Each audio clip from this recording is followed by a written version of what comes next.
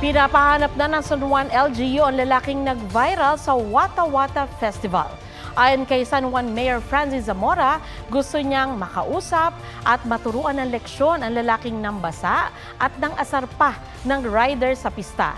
Hindi raw nagpapakita sa kanilang barangay ang lalaki. Pero mayat-maya ang dating ng mga delivery sa kanyang address na ang suspecha ay binlock ng mga nagalit sa ginawa niya. Apela ng kapitan ng barangay, itigil na ang pagpapadala dahil kawawa ang riders na nagtatrabaho ng maayos. Patuloy ang panawagan ng City Hall sa mga nabiktima na magtungo sa kanilang tanggapan para masampahan ng reklamong kriminal ang mga sumali sa basaan. Posible silang pagmultahin alinsunod sa ordinansa ng lungsod. Huwag magpahuli sa mga balitang dapat ninyong malaman. Mag-subscribe sa GMA Integrated News sa YouTube. Sa mga kapuso abroad, subaybayan nyo kami sa GMA Pinoy TV at sa www.gmanews.tv.